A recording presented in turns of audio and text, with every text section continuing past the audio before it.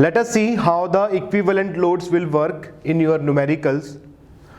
These three cases we already see in your previous discussions, and we can identify that these P loads will be of which nature for these three beams, that is AB, BC and CD. So now let us move towards one step ahead. So if I say that this is the first example, I can say for AB this load P is axial, eccentric axial compressive load. This is parallel to the longitudinal axis and is not passing through it. So for AB, this load P is your eccentric axial compressive load, right? And we know one eccentric axial load will be equal to one axial load. So for AB, the load will be, or the stress if we can say, will be, first will be your axial load, that is minus P, right? That is your minus P. Why minus P? Because it is a compressive load. So this is minus P, and there is a constant bending moment. Bending moment will be there. The value of that bending moment will be equal to P into eccentricity, that is this BC, right? P into BC, and this bending moment will be constant. Why? Because one eccentric axial load is equal to one axial load and one constant bending moment. For member BC, if I can say, for member BC, this load will be transverse shear load. Why transverse shear load? Because it is perpendicular to the longitudinal axis and it is passing through it, so it is a transverse shear load for BC. So one transverse shear load will be equal to, there should be a shear force of magnitude P, and one transverse shear load will be equal to one constant shear force and one varying bending moment. When varying bending moment, and the value of this bending moment will be maximum, that is equal to P into eccentricity. Eccentricity is this BC, and this is maximum at your point B. This bending moment will be maximum at this point B, right? Because it will be the farthest from the point of application of load. This is the point of application of load, and the farthest distance is this BC. So at BC your bending moment will be maximum, right? So for BC there are two forces or two stress. One is your shear stress and one is your normal stress. For AB it is normal and bending is also a normal. And if I say for CD, for the member CD, this load is a axial tensile load, right? Axial tensile load, because it is parallel to longitudinal axis and passing through it. This is axial tensile load. So the stress would be, or the net equivalent load will be the axial load, which will give you a axial stress, that is of plus P. Why plus? Because it is of tensile nature. It is tensile. For AB it is compressive, right? So for this type of diagram, these are the equivalent loads at different sections, right? You can write like this. Now if you can solve like this example, you can solve this second example also. We'll start with AB. For AB, this load is a transverse shear load, because this load is perpendicular to the longitudinal axis and passing through it. This is the line of action of force, right? This is perpendicular to this longitudinal axis and passing through it, so it is a transverse shear load. And we know that the transverse shear load will be equal to one constant shear force that is of magnitude P and one varying bending moment. One varying bending moment, and the value of this bending moment will be maximum at, this will be maximum at the distance which is far away from the farthest distance from the point of application of load. So this is the point of application of load. So the maximum bending moment will be at point A, and we can say let this distance is, you can say let this distance is your anything eccentricity E. I can write this distance as your eccentricity E, so we can say this bending moment will be maximum at point A, and this will be equal to your load into eccentricity, this value, right? Load into eccentricity. This is for AB. For BC member, this load is a parallel to longitudinal axis but do not pass through it. So it is a eccentric axial, which type of load? Tensile load. Eccentric axial tensile load, because it is of tensile nature. So if it is a eccentric axial load, one eccentric axial load will be equal to one axial load axial load magnitude P and one constant bending moment, and the magnitude of one constant bending moment will be P into this distance CD. P into CD, right? This is for BC. BC is under axial load and constant bending moment. If I have to write for CD, it is a transverse shear load, right? It is a transverse shear load because perpendicular to longitudinal axis, pass through it, it is a transverse shear load. So one transverse shear load will be equal to one constant shear force, that is your P, and one varying bending moment, and this bending moment will be will be maximum at point B. This bending moment will be maximum at the point which is far away from the point of application of load, at point C, right? This is the point of application of load, this is the farthest point, so the maximum bending moment will be equal to P into CD. Maximum bending moment will be equal to P into CD. So this is the various loads for the various beams. If I can solve this, then for AB, this load is in the perpendicular direction of this plane. In this plane, it is perpendicular to it. So this is a perpendicular in this plane. So this load is perpendicular to the longitudinal axis of AB but do not pass through it. So for AB, this load is a eccentric transverse shear load. This load will be a eccentric transverse shear load, and one eccentric transverse shear load will be equal to one constant shear force, the magnitude will be P, one varying bending moment, and this bending moment will be maximum at point. This bending moment will be, this is the line of action of force. So if I take this, project this line in this direction, if I can project in this direction, let us say this is the eccentricity E. This is the eccentricity E.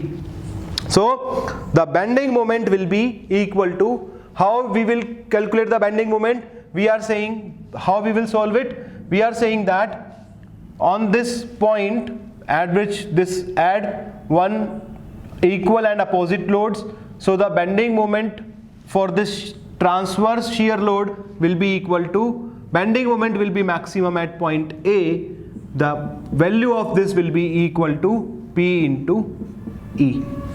Right, P into E, because there is a one transverse shear load, and this transverse shear load will be equal to one shear force and one varying bending moment, and maximum bending moment will be equal to this transverse shear load into this distance, that is E.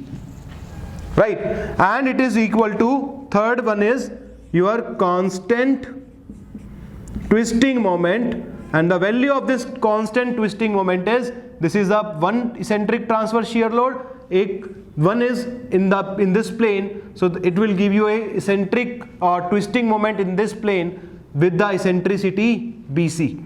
So it will be P into BC. This is a twisting moment, P into BC. For AB, three loads are there: shear force, bending moment and twisting moment. For BC, if you write, for BC, this is the plane, this is the load. Load is perpendicular to the longitudinal axis, do not pass through it. It is also a eccentric transverse shear load for BC also. And one eccentric transverse shear load will be equal to one constant shear force, that is P. Second is one varying bending moment, and this bending moment will be maximum at this point B, because it is a far away from this transverse shear load. Right, equivalent load will be calculated when you apply two equal and opposite loads at C. So this is a transverse shear load which is equal to one shear force and one bending moment. This bending moment will be maximum at point B, and the value of this will be equal to P into BC. This will be equal to P into BC, this maximum bending moment. And third one is your constant twisting moment. The constant twisting moment value will be P into, it will give you a twisting moment in this horizontal plane. This will be equal to P into CD. P into CD. Right. We are only writing the results because we know how to calculate the bending moment couple and twisting moment couple. We studied all this thing in detail already. For CD, this is a transverse shear load. Right, for CD, this is a transverse shear load perpendicular to longitudinal axis, pass through it. So one transverse shear load will be equal to one constant shear force, that is P, and one varying bending moment, and this bending moment will be maximum at point C. The value will be equal to P into CD. Right, the value will be equal to P into CD. It will give you a bending moment in this direction. So this is how you can solve for any load on any member, but just you have to visualize this is a eccentric transverse shear load or a transverse shear load. Then we know how to solve for a different kinds of load. Right, one ETSL is equal to constant shear force, varying bending moment, constant twisting moment. All this we know, just we have to find that which type of load it is for which member. Right. Let us solve one numerical on your load chapter. The question says that we have to determine maximum compressive stress induced in this member. This is the case. It is given that it is a circular beam of diameter D, and there is a load P acting at the bottom fiber in this direction. Right, in this direction. Now we have to find what is the maximum compressive stress. Right, so if you see this load, if I can write, this is the longitudinal axis of the member, and these are the two axes. Let us say this is the Z axis as per our criteria. This is Z axis, this is Y axis, and this is X axis. Right, so Z axis is the longitudinal axis. So the load P is parallel to the longitudinal axis but do not pass through it. So P will be acting as a eccentric axial, which type of load? It is compressive load. So eccentric axial compressive load, right?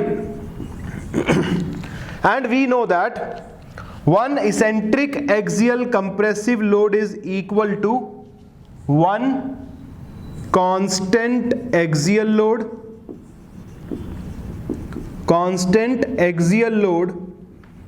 and one constant bending moment,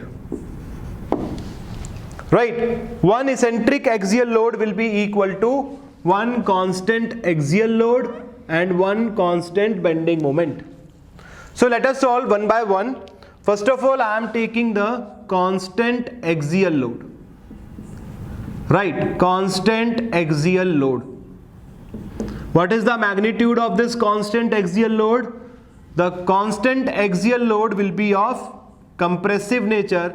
So you can write that the axial load will be equal to minus P at this point, right? When you introduce two equal and opposite here, so this load will be a constant axial load, that is minus P, minus because it is a compressive.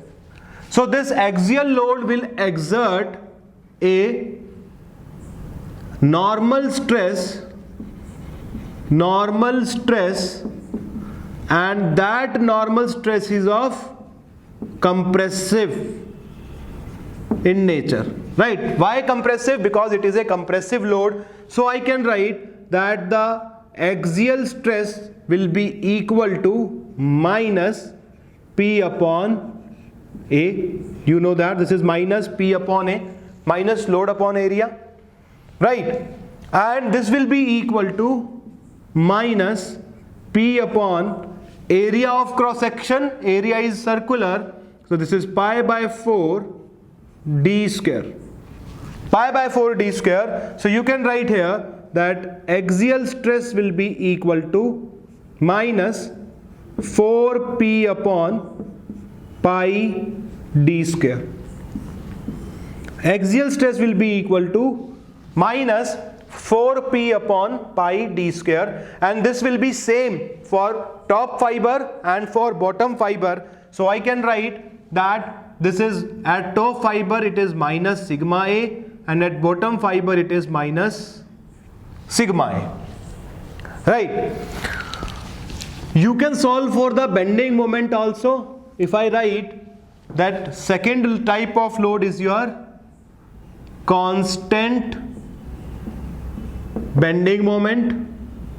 The magnitude of constant bending moment is P into eccentricity, that is the P into distance between the point of application of load and longitudinal axis. So this distance will be the eccentricity. And how much is the distance?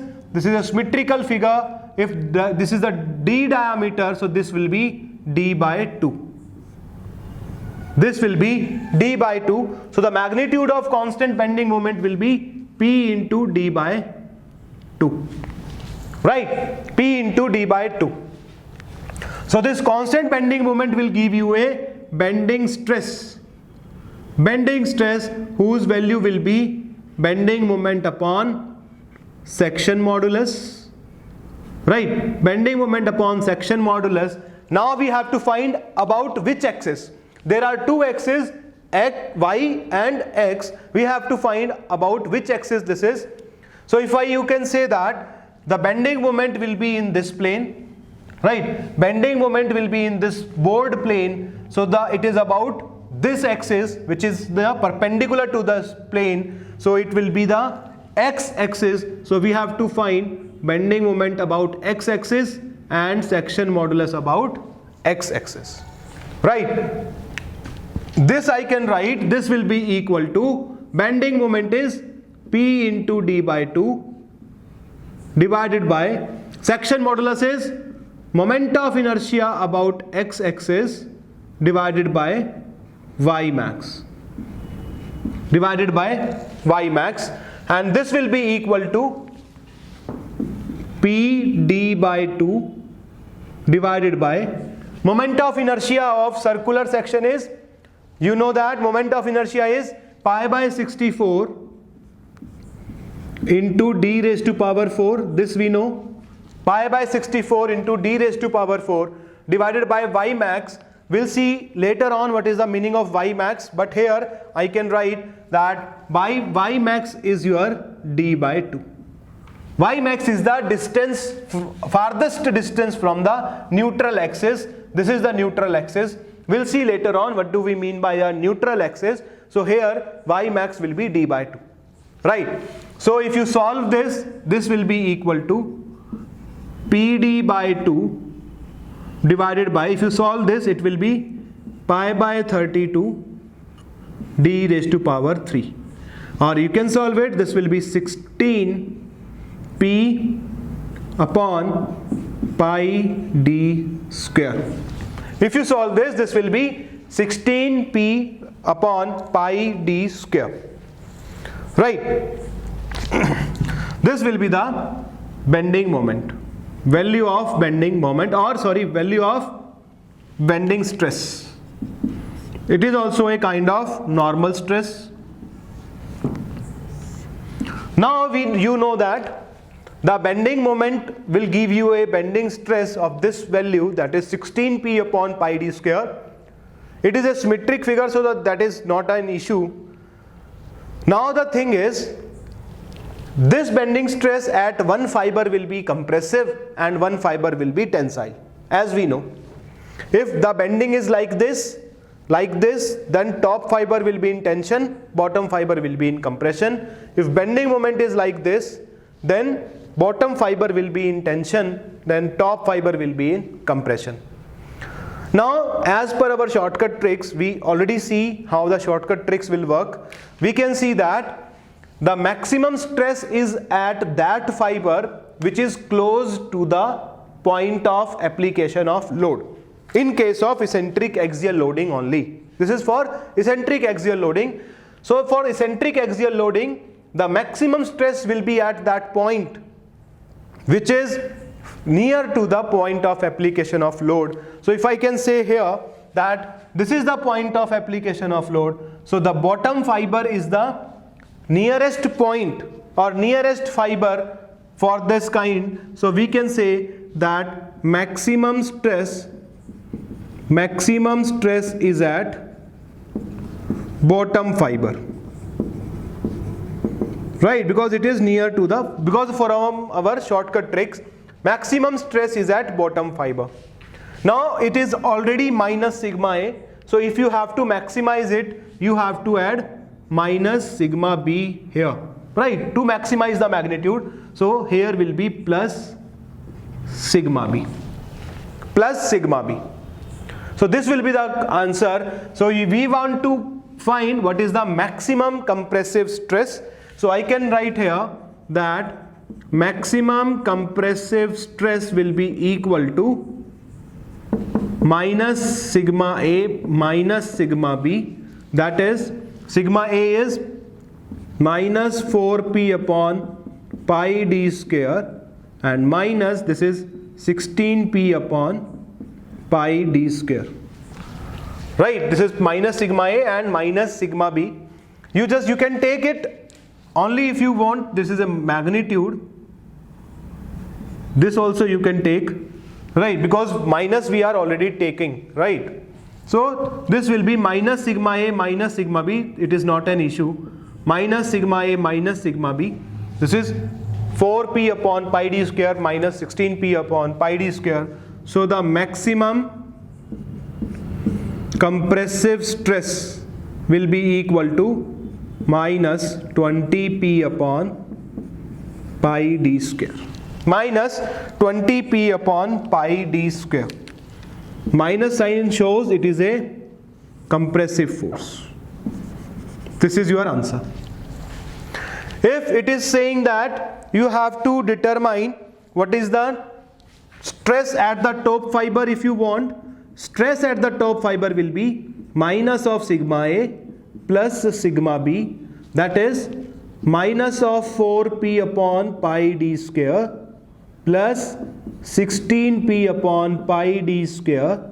This will be equal to 12p upon pi d square. It is plus because this is 4p, this is 16, so it is plus. So this load will be, or this stress will be of tensile nature.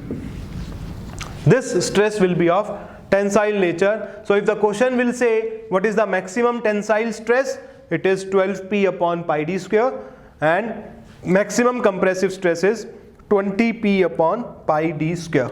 So if you have to design this kind of a beam or a bar or a shaft, anything, then you have to save this bottom fiber. If the bottom fiber is safe, then your complete beam will be the safe. So this is how you can solve the numerical of this type of cases. Let us solve one more numerical on your eccentric axial loading, or different types of loads you can say. We have to determine, the numerical says, we have to determine the maximum tensile stress induced at point A as shown in the figure. This figure is given to you. This is a member, this L-shaped member is there.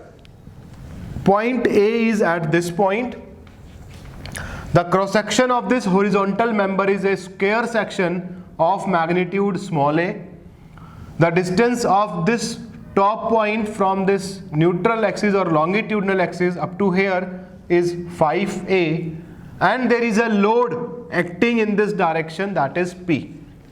This is the condition. Now we have to solve for the case. Let us define the axis. Let us say this is Z axis, this vertical is your Y axis, and this axis is your X axis, right?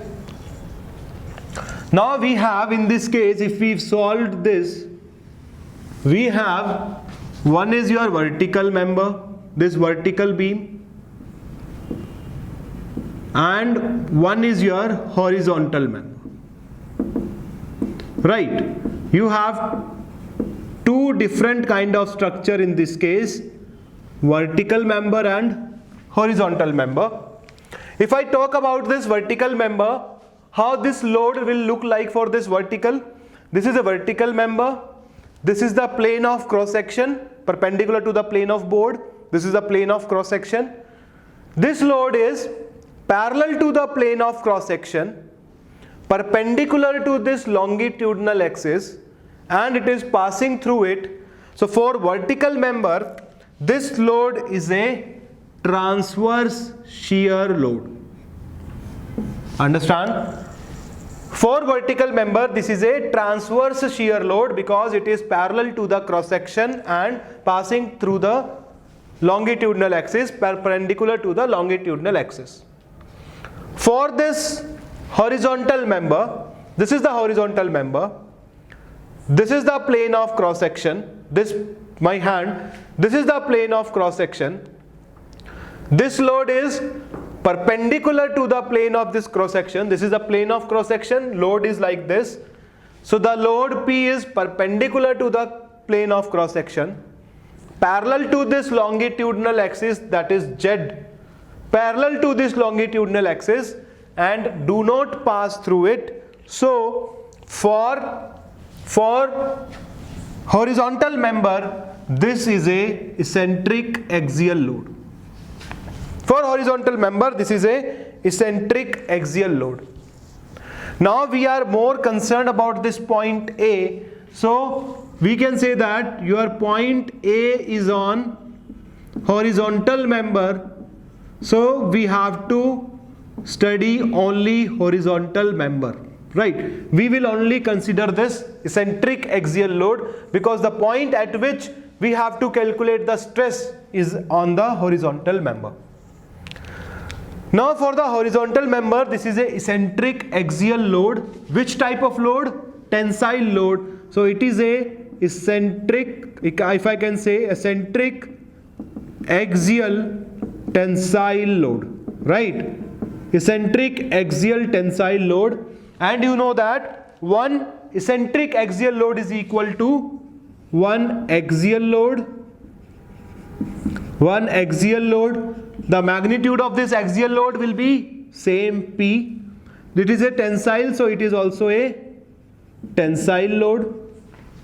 And second one is one eccentric axial load is one axial load and one constant bending moment. The magnitude of bending moment will be P into this distance, that is 5a, right? Because when you solve this, you just superimpose the two equal and opposite loads like this, P1 and P2, P1 and P2.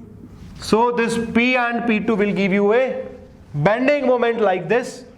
So the eccentricity would be 5a. So the constant bending moment, if you can say M, the magnitude of this will be equal to P into 5a.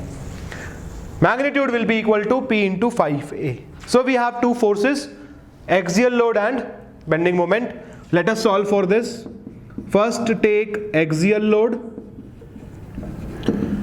Axial load will give you the axial stress, that is equal to load per unit area of cross section, right? Load per unit area of cross section. This is a tensile load, so it is tensile stress. So it will be equal to load upon area of cross section is A square, A into A, that is A square. This is your sigma axial. Right? This is your sigma axial. So this sigma axial, you can say that this is a tensile load, so it will be same for top and bottom fiber. So I can write for the top fiber it is sigma A, and for the bottom fiber also it is sigma A. Both same tensile.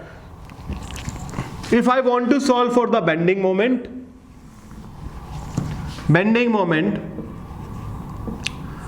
is equal to P into 5a. This will give you a bending stress, right? This will give you a bending stress that is equal to bending moment upon polar moment of inertia Z. About which axis? That is important, about which axis. So if I can say it will give you a bending moment in this plane, then this couple is about this perpendicular axis, that is X, right? So it will be around X axis, right? So I can write that this will be equal to P into 5a divided by moment of inertia about X axis divided by Y max. This will be equal to 5p into a divided by Ixx for square section is a raised to power 4 upon 12, right? A raised to power 4 upon 12 divided by Y max is the half of this distance, that is a by 2. So if you solve this, then you can write the bending stress will be equal to 5p into a divided by, this will be equal to, your a will be cancelled out a, this is a cube upon 6. So the bending stress will be equal to 30p upon a square. This is the magnitude of bending stress, 30p upon a square. And we know one thing, that your bending stress will be a positive for one fiber, negative for bottom fiber or other fiber. So how to find what at where it is top, it is plus, and at where it is minus? We know that during the eccentric axial loading, the fiber which is near the point of application of load has maximum stress. We know that. So if I say that this is the point of application of load, so this fiber, this top fiber is near to this load, this bottom fiber is far away from this load. So the stress is maximum at, you can write here that stress is maximum at top fiber, right? Because from our shortcut we can directly say that this stress is maximum at this fiber if this is plus, to maximize it, you have to add bending stress also. This is sigma b, and if it is sigma b, so it is minus sigma b. Simple. No need to impose this. Again, also you can do like this. This load and this load will give you a bending moment in this direction, in this direction. If this is the direction, then the top fiber will be in tension, bottom fiber will be in compression, or directly you can write it because of our shortcut tricks. So the maximum tensile stress at point A will be equal to sigma A plus sigma B, that is equal to sigma A is P upon A square plus 30P upon A square. So the maximum tensile stress at point A will be 31P upon A square. This will be the answer. Right, 31P upon A square. What is the stress at bottom fiber? If you calculate very easily, stress at bottom fiber will be P upon A square minus 30 upon B square, A square. This will be minus 29P upon A square. This is bottom stress, and this is of compressive in nature. This is of compressive in nature. So you can say at the top fiber stress will be tensile. This is tensile. And at bottom fiber the stress will be compressive. Right. So with the help of shortcuts we can easily solve all these kind of numericals very easily.